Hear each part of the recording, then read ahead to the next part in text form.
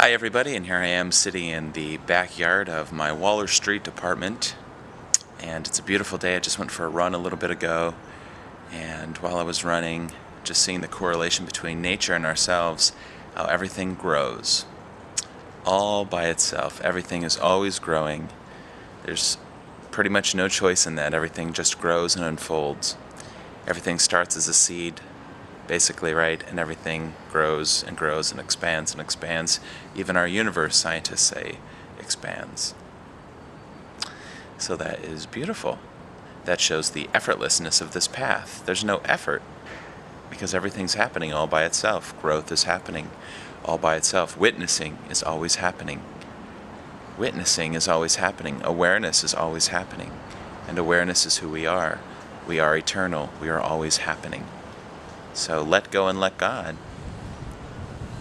It's a lot easier that way, isn't it? It's smoother. Just be. Be that river that life is. One of my favorite things is the wind. I love the wind, and I was just listening to this wind chime over here, which I think is really lovely. I was telling my roommate today, Kate, how much I love just watching the wind blow in the trees. And she said, yes, I believe you, Philip, that's what you love to do. She said, you remind me of this story I used to read called Ferdinand the Bull, about the bull who loves smelling flowers, and then the bull gets stung by a bee, and the bull runs through the town, and the town people think, oh, this bull, he's a great bull, we need to make him fight. So they put him in the arena, and there are flowers in the middle of the arena, in the center. And he sees the flowers, and once again he's a bliss bunny, so to speak. Anyways, so I'm reading this book. I've already read one of the Nisargadatta books in the last couple days that I just bought, and this is the next one I'm reading. Prior to Consciousness. This is edited by Jean Dunn, and I was just reading this preface, and of course everything I read about Nisargadatta is amazing. But I love this preface, and actually, I'm assuming that Jean Dunn has written it. Yes. I think it's so great, and I think it really says well what this path is all about, this Advaita Vedanta path. Of course, it's about oneness. It's about not two-ness. It's about realizing who you are and about realizing who you're not. And some might say, well, what's the benefit of that? Well, think about that. What is the benefit of knowing what you are, and what is the benefit of knowing what you're not? After the Buddha woke up, somebody asked the Buddha, what did you gain? And the Buddha said, nothing. I gained absolutely nothing. So there's a lot to be said about that. We're not gaining anything. When you're enlightened, you're not gaining anything. If anything, you're probably letting go of a lot. You're letting go of all that is false, untrue, and unnecessary. All that you no longer need. All that you actually never needed. But anyways, I digress. I wasn't going to speak. I wanted to read these words by Jean Dunn.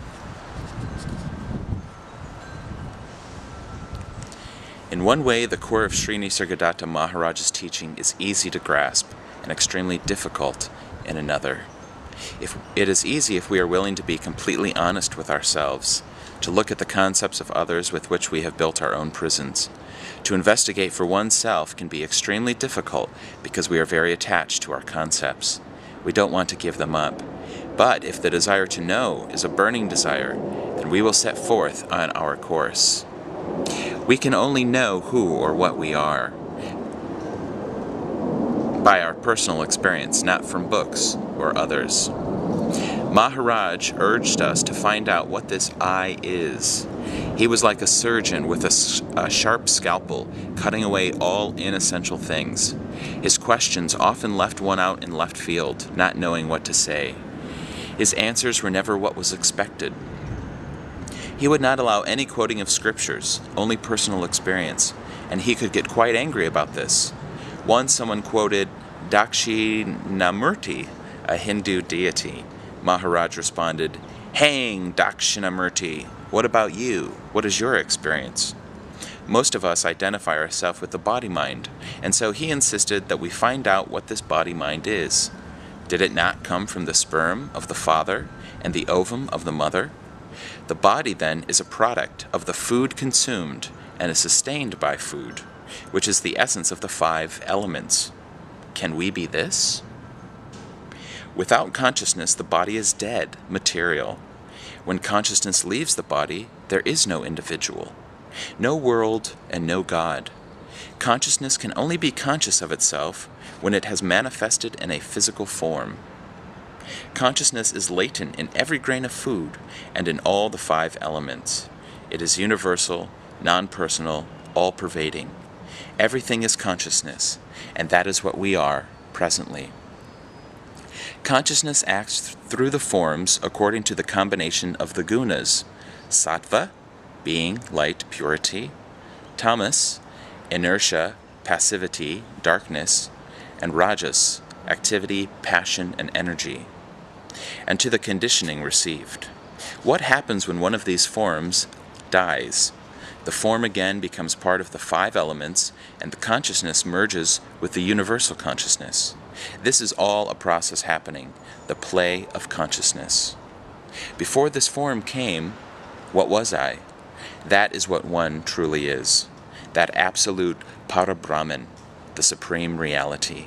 These are only words which we have invented to name the unmanifest, the unnameable. The eternal I, absolutely unconditioned, timeless, spaceless being, not aware of being, because, turn the page, because there is no other. I am, as I always was, as I ever will be, eternally. All right. And then it goes on to sort of describe Maharaj's personality. And there's a difference between ego and personality. Everything has a personality. Even the greatest avatars have a personality. It's just the flavor of how the unmanifest is manifest in manifest, how the unmanifest expresses itself through the manifest form. So personality, I wouldn't say, is ego. Ego is something very specific. During the last 2 years of his life, Maharaj did not entertain any questionings pertaining to worldly life and improvement. To be in his presence was to feel the vibrant truth, impossible to describe. He was amazing to watch. That personality could be happy, angry, sad, gay, sarcastic, or gentle, and a variety of emotion played through that bundle like sunlight on water. There was never... I lost my spot. There was never any attempt to change any of it. Let it do its thing. It was not him. Anyways, I think that's all the time I have. But enjoy nature, enjoy the sky, enjoy the peace within, enjoy yourself. God bless you. Namaste.